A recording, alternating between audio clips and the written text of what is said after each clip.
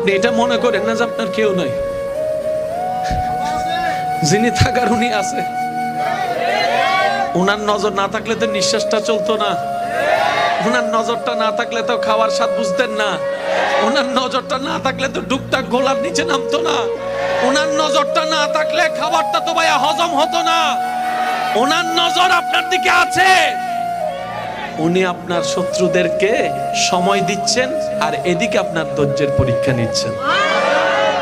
এক কাজে দুই কাজ, আপনার শত্রুদেরকে সময় দিচ্ছেন আর আপনাকে পরীক্ষা নিচ্ছেন।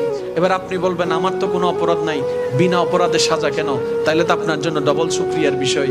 সেটা হচ্ছে আল্লাহ তাআলা আপনাকে 10,000 বছর আগুনে জ্বলার মতো গুনাহ যেটা আপনি করেছেন ওইটা থেকে বাঁচানোর জন্য 3-4 মাসের 3 বছর 5 বছরের একটা দুনিয়ার কষ্ট দিয়ে দিচ্ছেন। সুবহানাল্লাহ।